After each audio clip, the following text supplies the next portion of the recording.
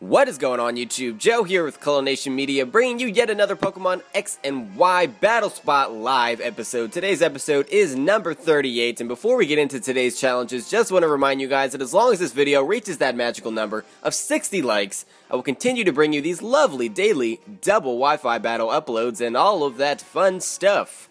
Wild and crazy. I think that's what would fit there a little bit better than what I said. Anyway, today we're bringing the same team as yesterday, so if you saw yesterday's episode, you kind of know what's going on here, but I will go over it just as a quick refresher, in case maybe you missed yesterday's episode, or whatever.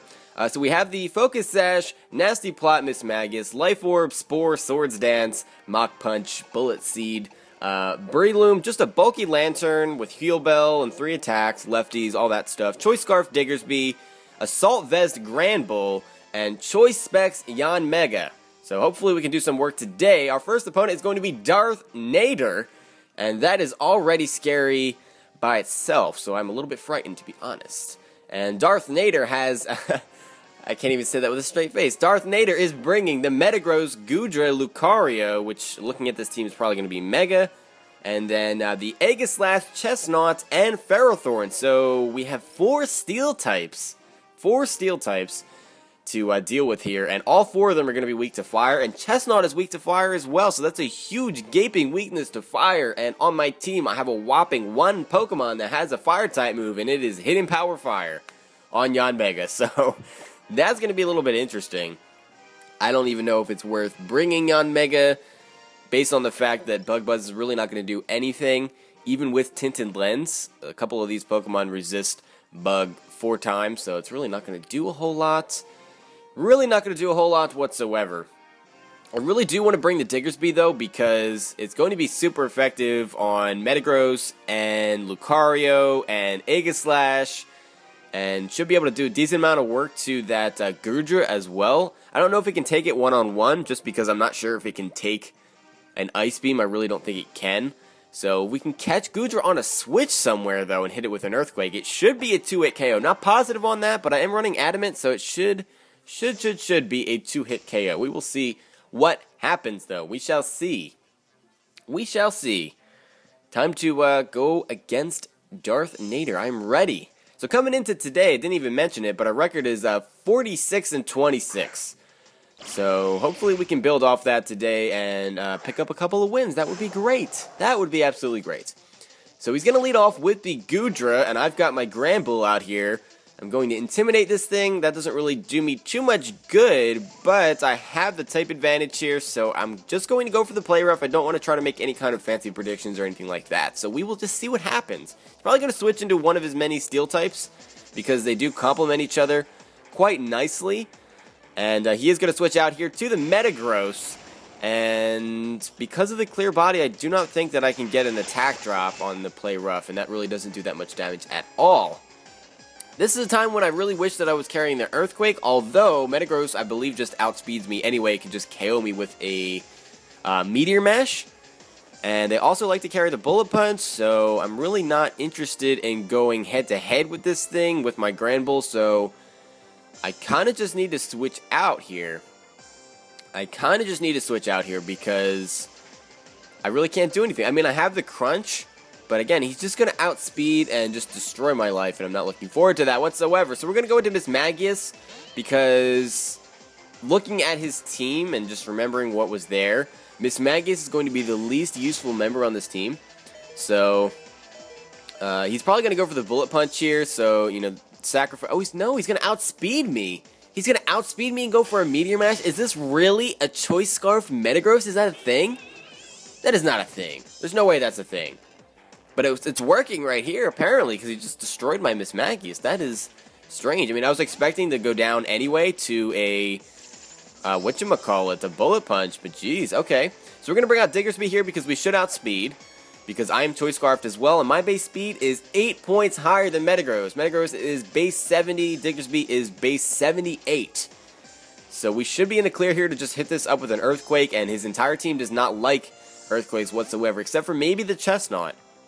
But it doesn't look like he's bringing it, because he's just going to bring in the Goodra here to take this Earthquake, and it's not going to take it well at all. Not going to take it well at all. And that's going to do a good, like, 60% to this thing. And I'm definitely going to outspeed, because he can't bring two of the same items, so this thing's definitely not scarfed. That Goodra is going down. Diggersby, two-shotting a Goodra. I love it. He's so powerful. This isn't even Choice Banded either. I cringe to think of how much damage a Choice Band, huge power Earthquake from this thing would do. It's just absolutely nonsense. In comes the Lucario. And I guess he hasn't figured out that I am scarfed yet, because he could potentially have been running a modest set or a more defensive spread. And that would be, you know, that would still allow me to outspeed if I was running, you know, Jolly. So that is the thing. So we're just going to go for the Earthquake here as he Mega Evolves into that Mega Lucario. He's going to go down to one Earthquake, so that is just absolutely beautiful. Beautiful. He could potentially have the Vacuum Wave as priority, but most of these are physical, so I guess that's just... He didn't go for it. He didn't go for it. So the Lucario goes down, out comes the Metagross, and we are going to see a Diggersby sweep here on Battle Spot today, ladies and gentlemen. I'm ready for that. Wait a minute. How is he outspeeding? How is this a thing? Oh, you know what? We're gonna go for the Earthquake here. Somehow we survived the Zen Headbutt. But we're going to kill off the Metagross. That is going to be a sweep. I think what it is that he was Jolly max speed. I am Adamant max speed. So that, I think, is the difference. I'm going to say that has to be the difference, because I know for a fact that Metagross has base 70 speed. I know for a fact that Diggersby has base 78 speed. Just had to be where he was Jolly and I'm Adamant. So I'm not crazy. Actually, yes, I'm very much so crazy. Very much so crazy. You guys know that. You know that by now. But, yeah, whatever. You know what? I'm not even going to question it. I'm not going to say another word about it, because we just saw a Diggersby sweep on Battle Spot, and it was glorious. It was glorious. So that is going to bring our record up to 47-26. So that is a nice 21-game differential. Hopefully we can get a double victory today. It's been a few days since we've been there. But now, looking at this team, I don't really know what to say. Why do I always come up against these people? I know my rating has dropped a little bit, as I mentioned in yesterday's episode, but geez, another person that only has 5 Pokemon, and no items to be found either, except for on this Ferrothorn, which probably isn't even going to be in the battle just because it's only at level 45. His other Pokemon are at level 50. So we have Crobat, Greninja, the Ferrothorn, as I mentioned, Delphox, and Goodra to contend with here. So if I had to make a guess, I would say the Goodra's definitely coming. And then, I don't know, really.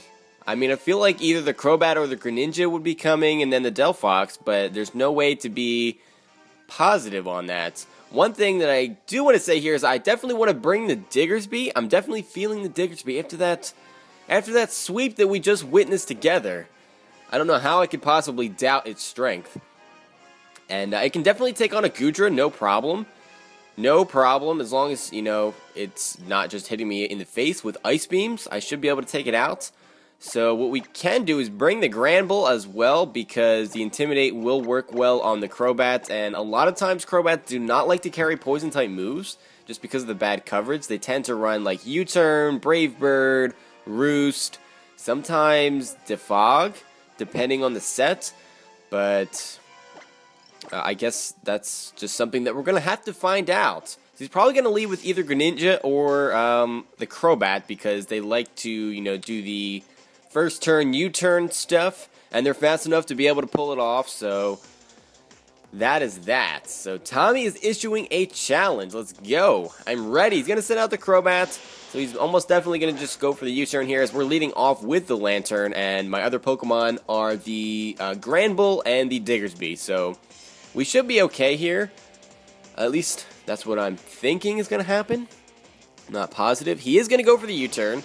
So I'm just going for Ice Beam here, just because I'm going to predict him to predict me to go for an Electric-type new move and switch into Goodra instead to take that. But he's not going to take the Ice Beam as well as an Electric-type move. So we'll see what he does here. He may just go into the Greninja or the Delphox, and that would be a little bit of a problem. There's the Goodra, though, so the Ice Beam was my best bet. Although maybe Volt Switch would have been better, just because it would have been able to get some switch priority going. But nonetheless, we deal some baby damage to this Goodra with that Ice Beam, and we get some lefties recovery, so everything is looking okay for us. Everything is looking okay. I don't know what this thing wants to do to me. Maybe just Dragon Pulse or Draco Meteor. I should be able to take 1 or 2. Maybe 2, because I'm specially defensive, so I'm not really that worried. And wow, that does a lot of damage because it's a crit. Okay, there you go. There you go. It was a crit, of course. Volt Switch really doesn't do that much damage at all, obviously because it's a resisted hit. But now we get to get Lantern out of there and save him for fodder later on in the match, because that's pretty much all that we can do with this thing now that he's down to all the way down to 66 HP thanks to that crit. That is not cool. Not cool at all. So let's go into the Granbull here, and we are going to intimidate this Goodra, and he really doesn't look that frightened. The intimidation factor is really just not working on this thing today. He looks happy, honestly. He looks completely happy. And Granbull is not happy about that whatsoever. I guess I could go for a Play Rough here, but what I actually want to do is go for the Ice Punch, because he might switch into Crobat here. He's not going to switch into Crobat, though. Okay, I could have went for the Play Rough, but this might still kill if he doesn't have investment. And it does, it just straight up kills this thing. It's going to get the Gooey off, so our speed's going to fall, but I was already as slow as, I don't know, something that's very slow. A turtle, there you go. No offense, Torkoal. The Crobat's definitely going to come in now because it's going to resist my Fairy Stab and some of the other moves that I typically like to carry, such as the Close Combat. So, I mean, he's seen the Ice Punch, but he probably has some kind of HP investment. I know that that's not necessarily a standard Crobat, but I've seen other people run it, and that's what I run myself. My own Crobat has over 100 EVs in HP. Somehow, Lantern is taking a Cross Poison from this Crobat. I don't know how that happened. Lantern, you were so thick. In a good way. In a good way. Lantern's a beast. If it wasn't for that crit, he could survive another one and get off a hit, which would be great. But unfortunately, he's just going to go down to another Cross Poison, and there's really not anything that I can do about that. So that sucks. That sucks indeed. And but the good part about that is that I can go into Granbull now. Go back into this Granbull and intimidate him, get him to -1, so he should not be able to kill me unless he gets a crit with the Cross Poison. And I know Cross Poison has a high critical hit ratio, so we just basically need to cross our fingers so he doesn't get a crit. And that doesn't look like one.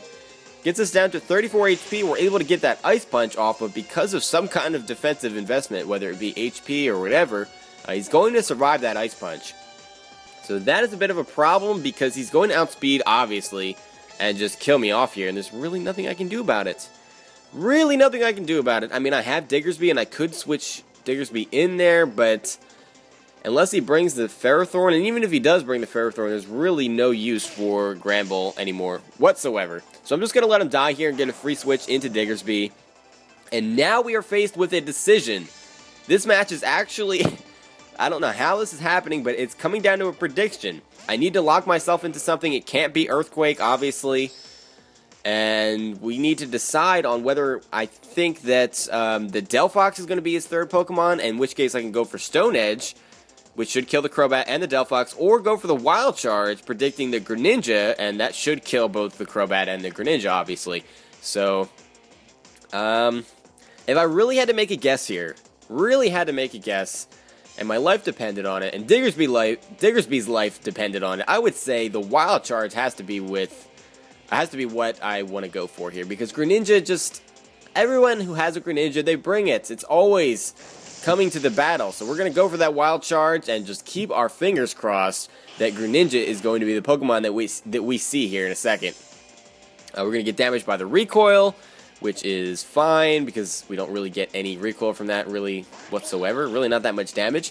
But the Greninja shows his ugly face. Okay, he's not ugly. He's pretty sexy. But still, I've never been happier to see a Greninja on my opponent's team in my life. Because that means we're just going to straight up take this thing out. No Focus Sash. Greninja just going down to the ground.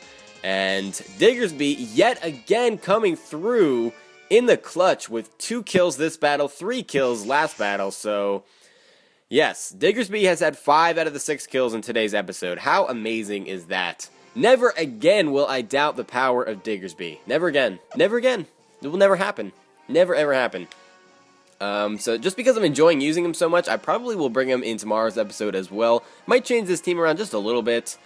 It doesn't seem like Miss Magus has been doing nearly as much work as it was at the beginning, so maybe it's just time to switch some things up and see what else we can get going here. But that's going to bring our record up to 48 and 26, so we're up to a 22 game differential in the wins and losses, which is great. Maybe next time, I know I'm getting a little bit ahead of myself here, but maybe next time we'll get up to 24 games. Wouldn't that be nice?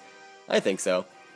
Anyway, thank you very much for watching, folks, as always, and do not forget to leave a like on this video if you enjoyed it, because it does help out a lot. So I will see you guys for the next episode, but until then, game on.